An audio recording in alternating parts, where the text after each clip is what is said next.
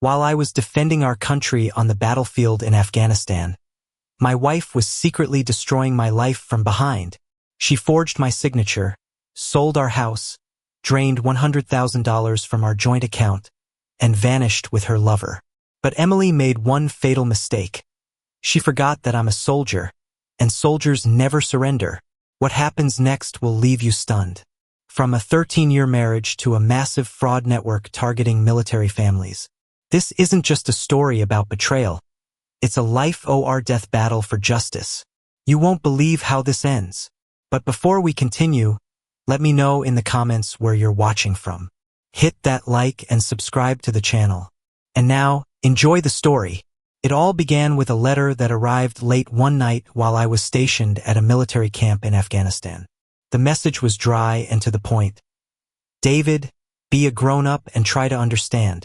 I've already filed for divorce. I've transferred the money to another account. Don't look for me.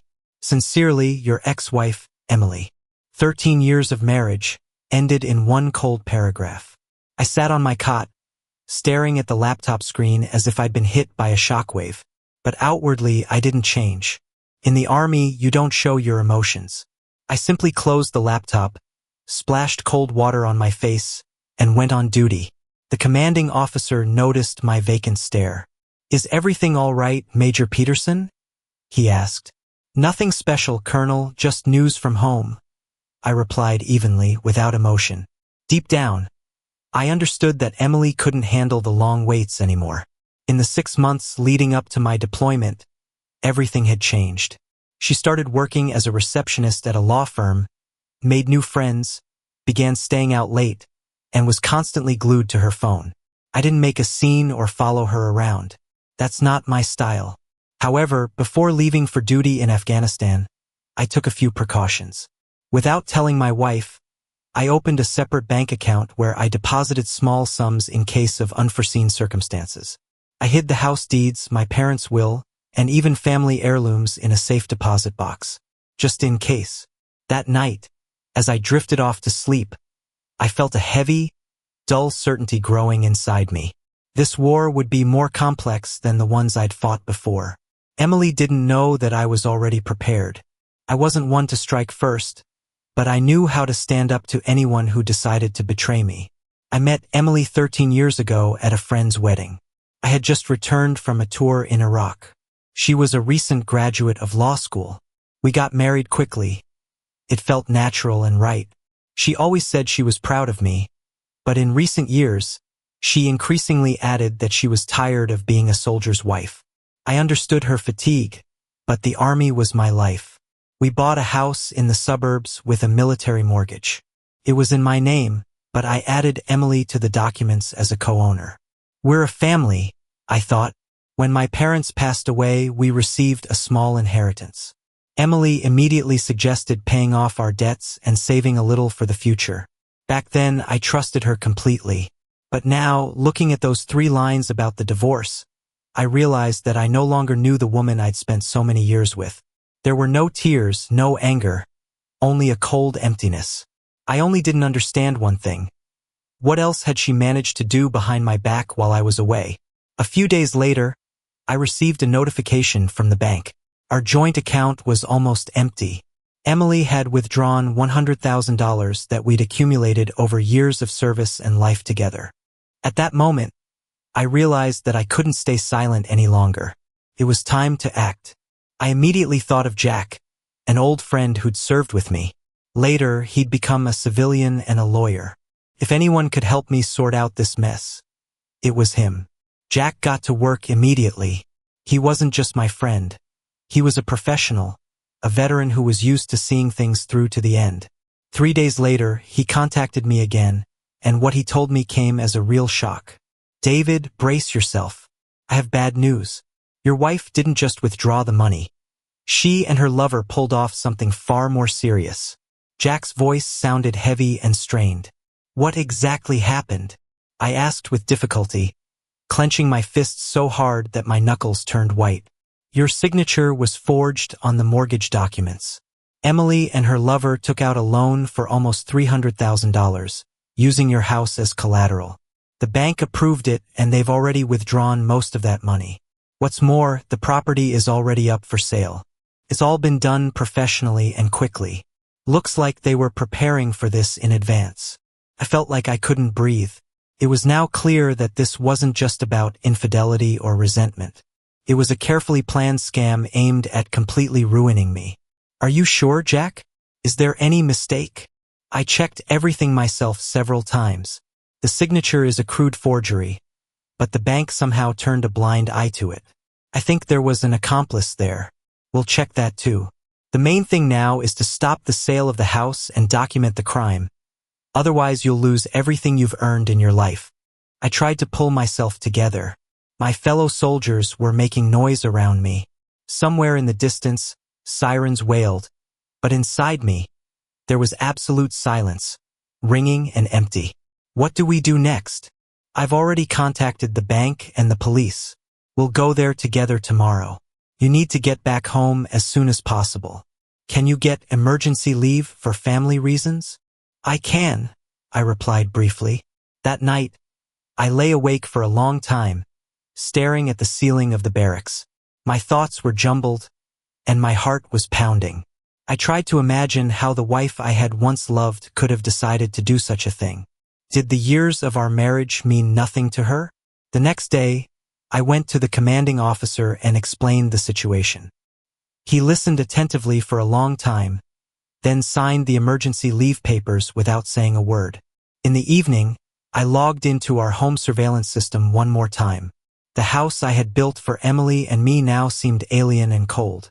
On the camera recording, I saw a man calmly walking around my yard, walking our dog and using my car.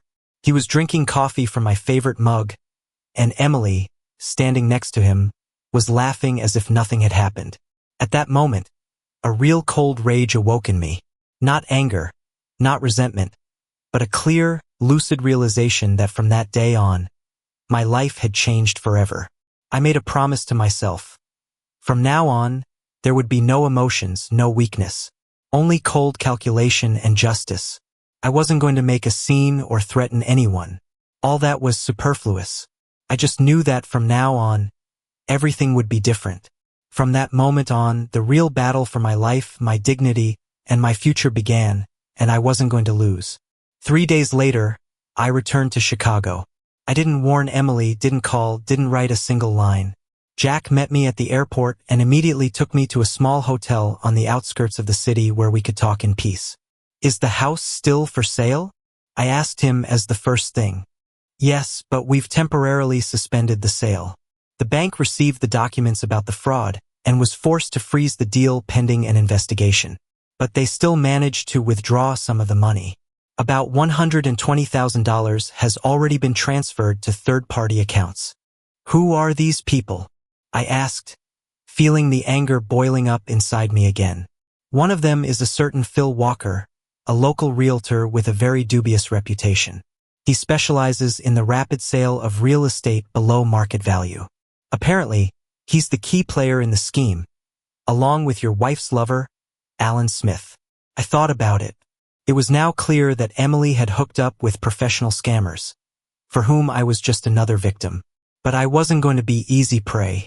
What about the police? Have they started an investigation? They've already started an investigation, but they're acting slowly. We need to speed up the process. Tomorrow morning, we'll go to the police with additional materials and demand that they officially open a criminal case. The next day, we were already in the detective's office. A young woman in uniform was listening to us attentively, studying the documents. She seemed surprised and even a little bewildered by the scale of the scheme. In your case, we're dealing not just with a family conflict, but with an organized criminal group, she said finally. I'll contact the bank's security service immediately. This case is a priority. Jack nodded with satisfaction. We went outside, and I felt a slight relief that the case had finally officially gotten off the ground. But it was still too early to relax. That evening, I received a message from Emily. David, why are you doing this? Why do you want to ruin my life? I looked at the phone screen and realized that there was no limit to her audacity. I replied briefly, you made this choice yourself. A few hours later, Jack called me again. His voice sounded confident. David, the police have arrested Smith. They stopped him in your car, which he took from Emily. They found something else interesting in the car. Forged medical documents and blank prescription forms stolen from the clinic where Emily works. Looks like they're also running medical scams. Now your ex-wife is also a suspect. I hung up and felt deep satisfaction. The first blow had been struck accurately and effectively. Now all that remained was to wait for the enemy's reaction. I was sure that I now had the situation under control. The next morning, I woke up earlier than usual and lay awake for a long time, staring at the ceiling. Now my life seemed like a big chess game, and I realized that I had made the first successful moves. But it was important not to relax. Jack was already up and waiting for me at a cafe near the hotel. He was sitting with a cup of coffee and looking through papers. "What's the news?" I asked, sitting down next to him. "The detective just called. Smith is keeping quiet and refuses to testify, but enough evidence has already been collected against him. Prescription blanks, forged documents, your car. Now his lawyer is trying to present everything as a misunderstanding, saying it was all your wife's initiative." Jack replied calmly, taking a sip of coffee. "So he's trying to frame her." "Exactly. But Emily seems to have only just started to realize the trouble she's gotten herself into. This morning, she went to the police herself, voluntarily testified, and blamed everything on Smith. She says she had no idea about the scale of the fraud and that he simply deceived her." I paused for a moment. It was unpleasant to hear the person I had lived with for so many years trying to wriggle out of the situation again, blaming everyone around her except herself. I didn't want to believe her. Her steps and actions were too obvious, but somewhere inside, there was a small hope that she wasn't completely rotten. Jack watched my reaction closely. "What are we going to do next, David?" "We're going to the police and providing all the materials we have. The main thing now is to prove that she knew what she was getting into. I don't want revenge. I just want everything to be fair." The police station was tense and noisy. The detective greeted us with a tired look, but nodded respectfully. "Your statement has been accepted for processing. We've already contacted the bank. The credit deal has been suspended. The house is temporarily under arrest. The money has been frozen." "But it's not that simple," she said quietly. "What do you mean?" I asked, feeling the tension rising again. "Some of the money was transferred not only to Walker and Smith. We've discovered another name that hasn't yet appeared in the case. A certain Dan Evans, allegedly an accomplice of the realtor. The accounts are in his name, and some of the money has already been withdrawn in cash." Jack frowned and made notes in his notebook. "This Evans, is he being investigated?"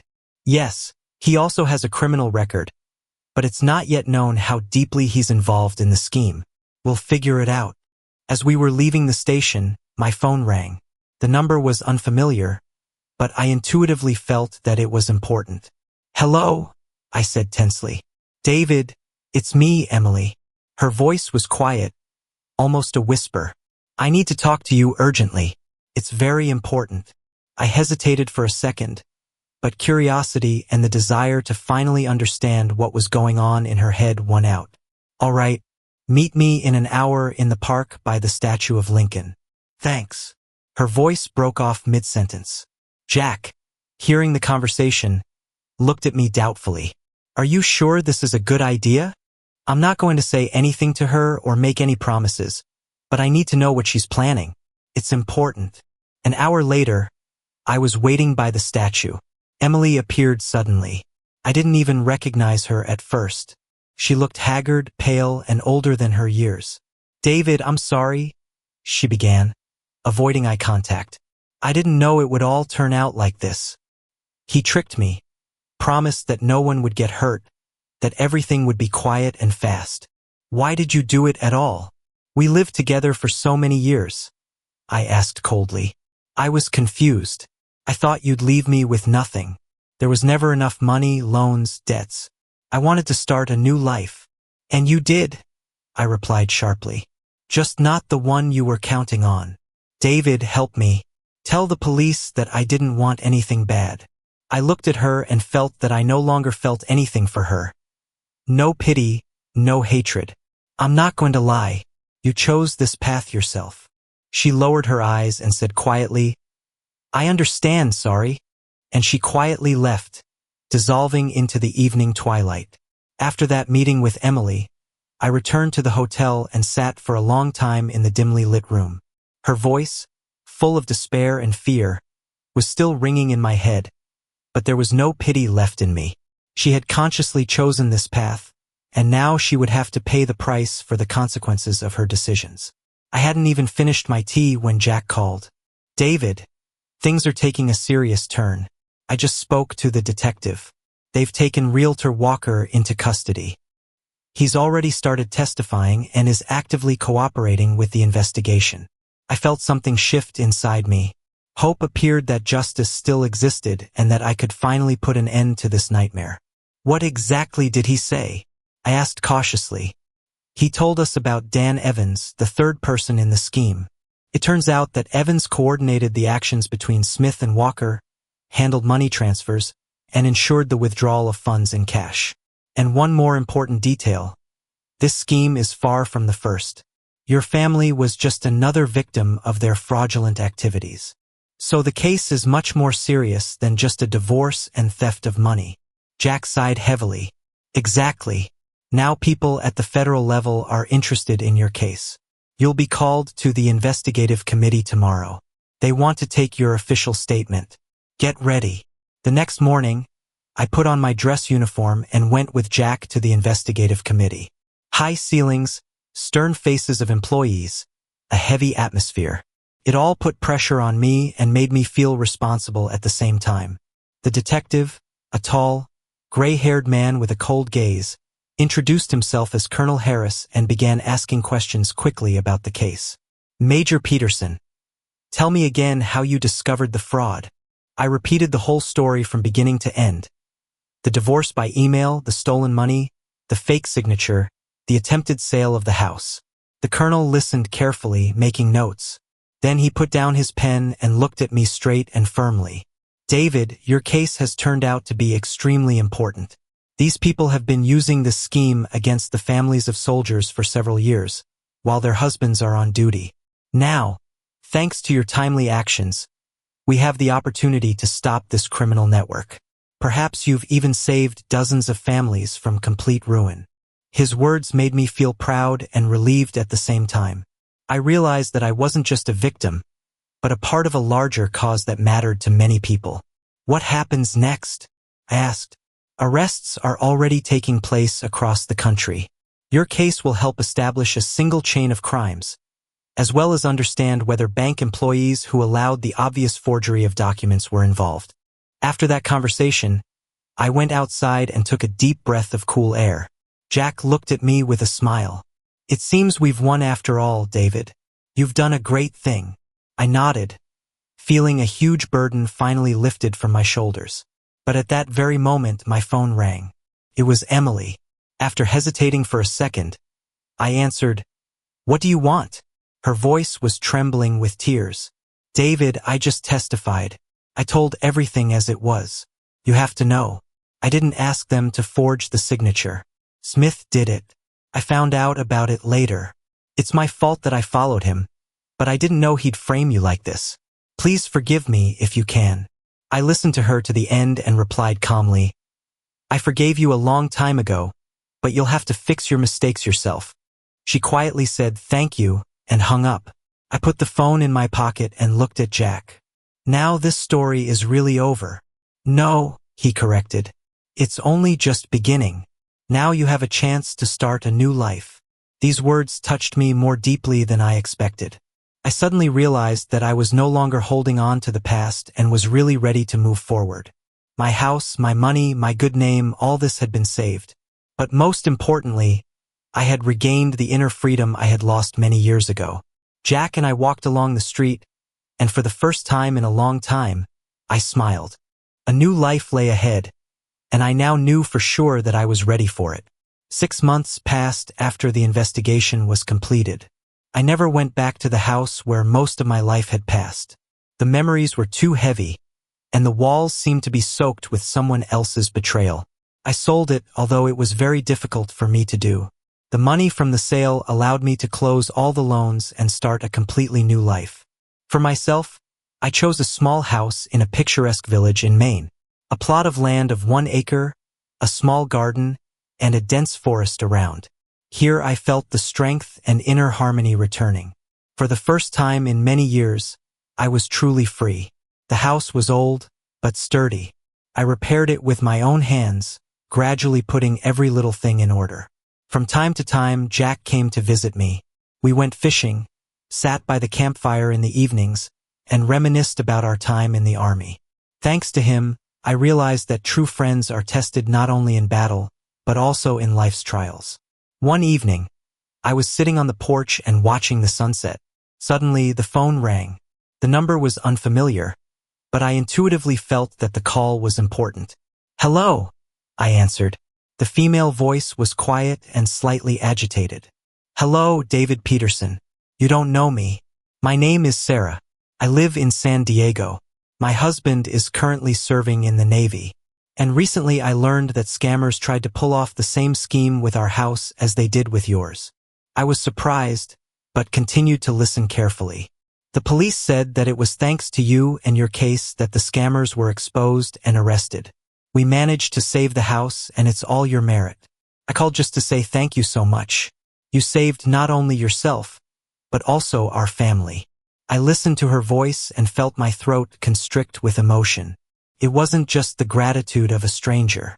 It was confirmation that I had made the right choice and that my struggle had not been in vain. "Thank you, Sarah. Your call means a lot to me," I replied sincerely. After the conversation, I sat in silence for a long time, feeling warm and calm at heart. I realized that from any story, even the worst, you can emerge with dignity. The main thing is not to give up and not to lose yourself. Emily moved back in with her parents and started a new life in another city. I was no longer interested in her fate. Our paths had diverged completely and irrevocably. She had made her own choice, and I wished her only one thing: to find her happiness and never cause pain to others again.